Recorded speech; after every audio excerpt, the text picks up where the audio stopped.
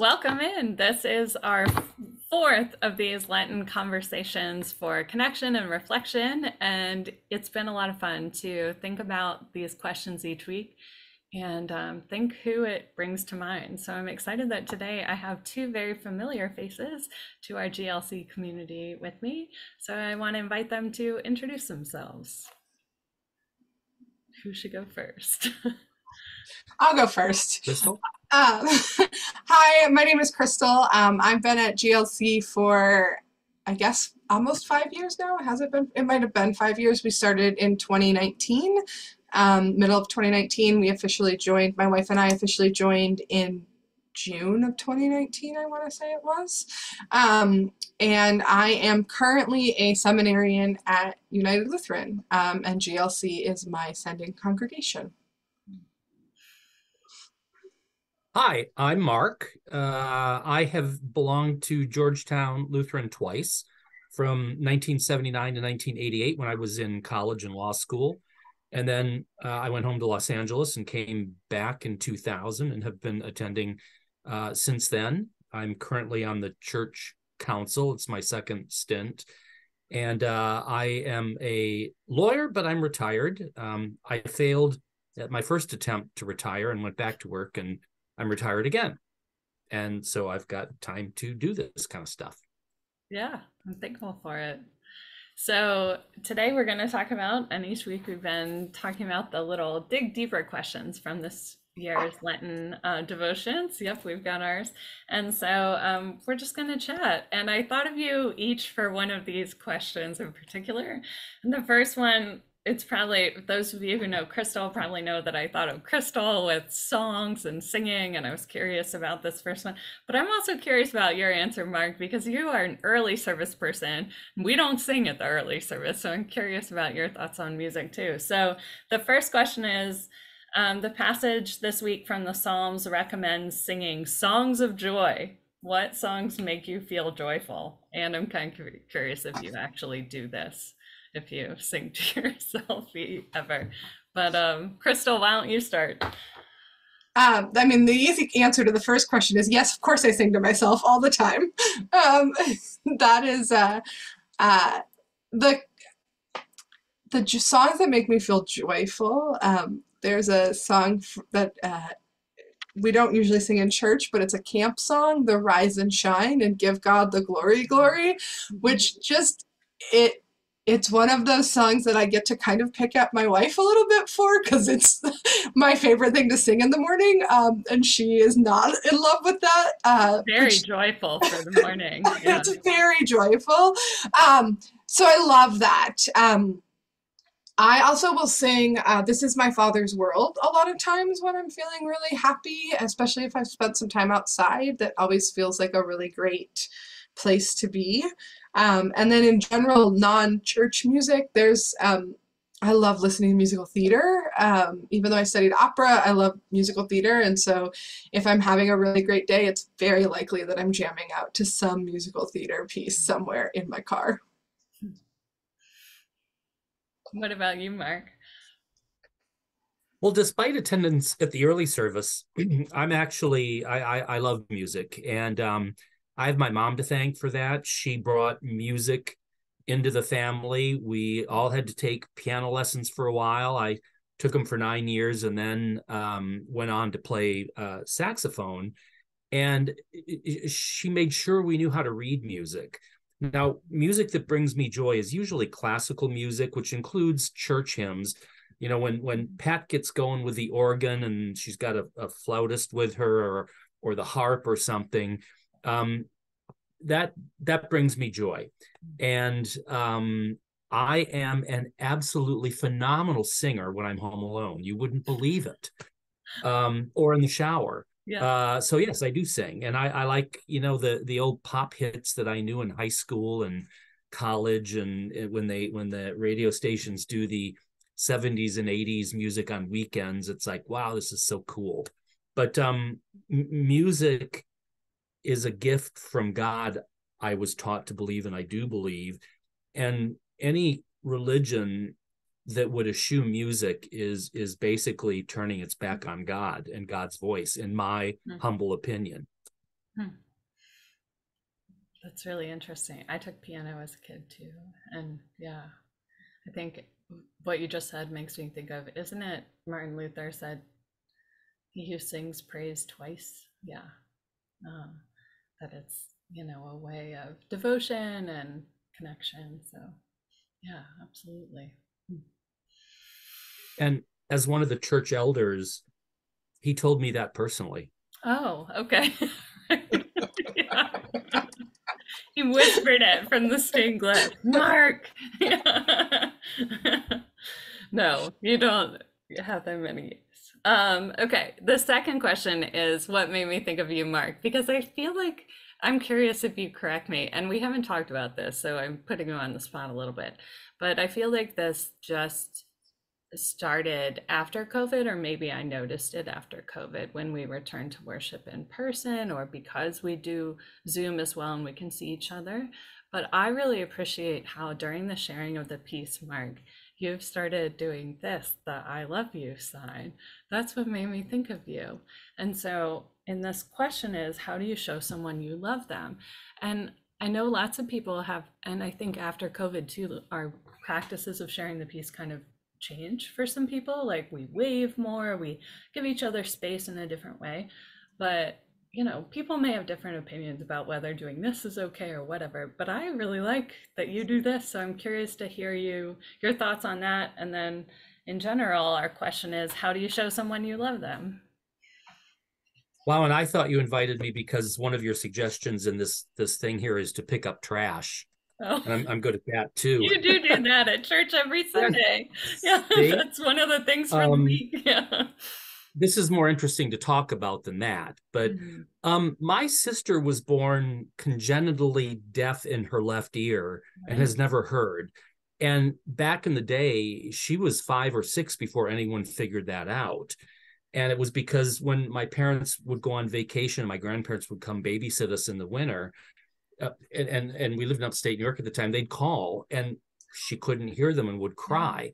Oh. So she's fluent in American Sign Language, ASL, and taught it in suburban Los Angeles at her public library for years and years and years. Her sons, who were both fully able in their hearing, also know how to sign. I can't sign. I can do the alphabet, but spelling a conversation takes forever when you're doing that. And but my family, this is our and has been for since the beginning, really, since my sister started learning ASL, is the way we sign off when we're zooming Oh. and when we're together. It's not goodbye, it's bye. Yeah. And it's a familial thing, and love, what I was looking at the cards for today, and it's like, what's love got to do with it, as Tina Turner would say. I don't know how you define love, but this can mean a number of things. It does mean peace.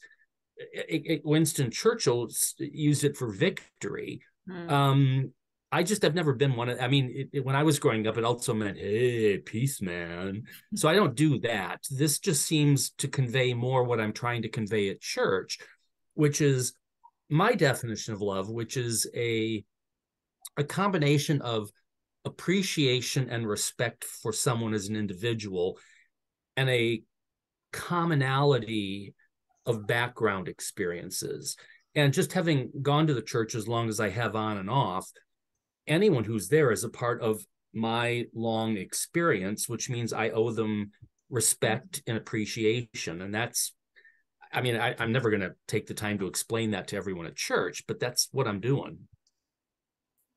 That's really beautiful. I'm really glad I asked. And I hadn't thought, I knew about your sister and her deafness, but I didn't connect it. And so I really appreciate that. Yeah. Thanks for sharing, Mark. Uh, what comes to mind for you, Krystal?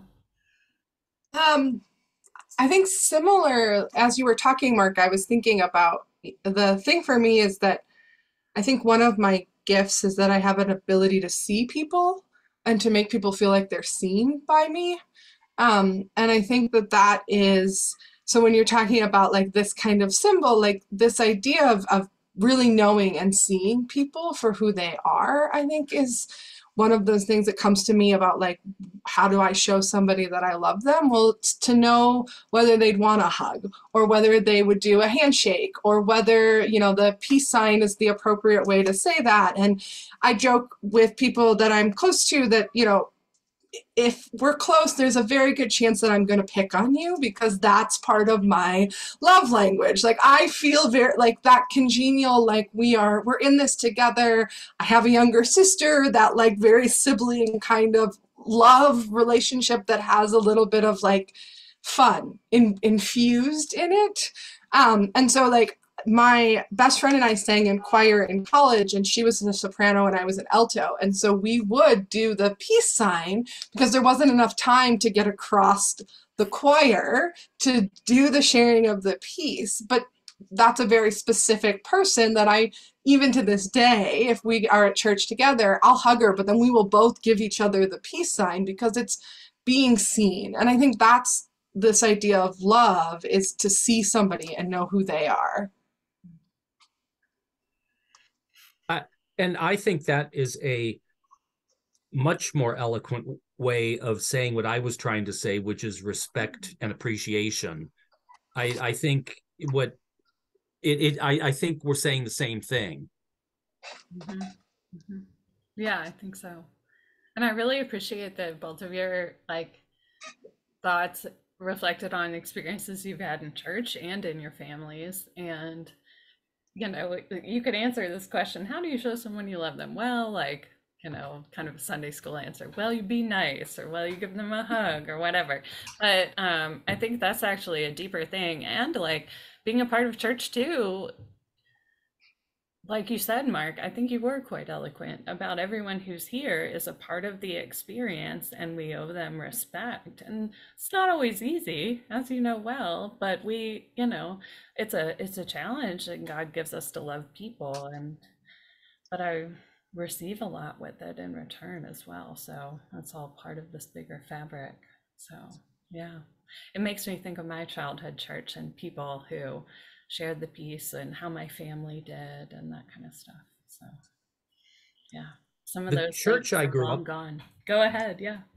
No, the church I grew up in Los Angeles is gone.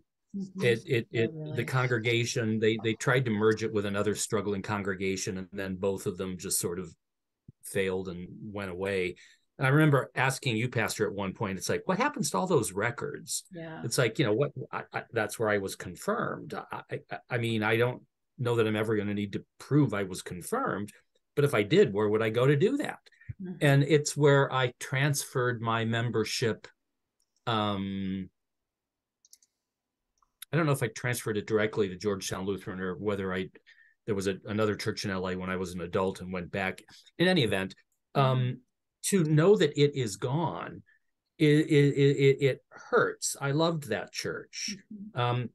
When you're you know, fifth grade to high school and early college, you don't really appreciate it as much as you do after you've grown up and understand what it did for you in forming who you are as an adult.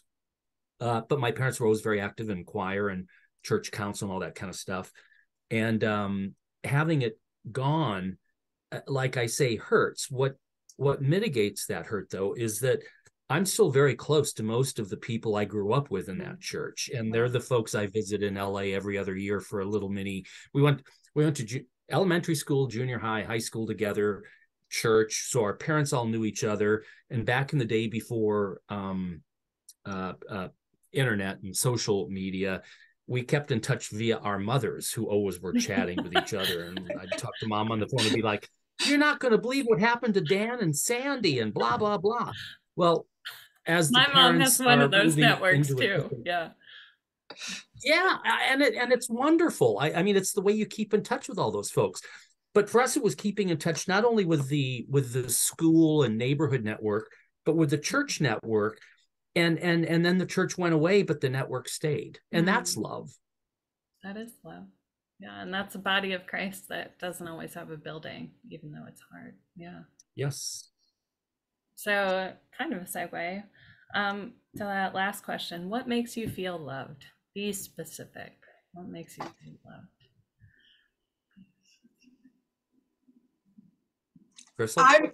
Yeah, I feel like I'm specific. I think I love long car drives with people. The like, let's, and this is so Midwest and I am so aware of this, but like there is nothing better than like getting in the car and going for like 4 hours and like listening to music and having conversation and not putting like a destination in, and just kind of, and it, that sense of relationship, that sense of community is one of those things that really makes me feel loved, is to be in a place where I am fully seen.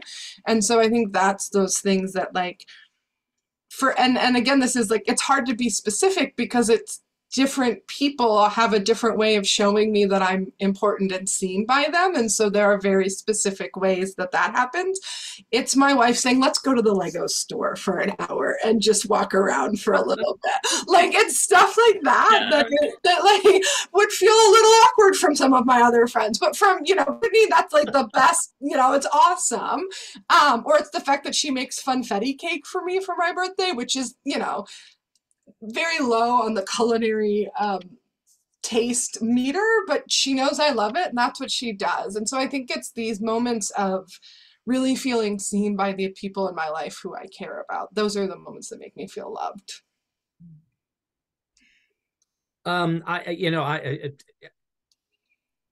Symmetry. I mean, the things that how I express love are what I receive in return to feel love.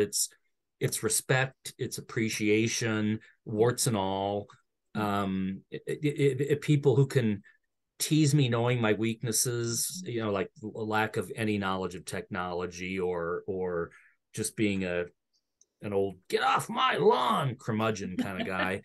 If you can respect me for who I am and what I've done in life and what I'm doing now in life, and appreciate all of that, I'll feel loved.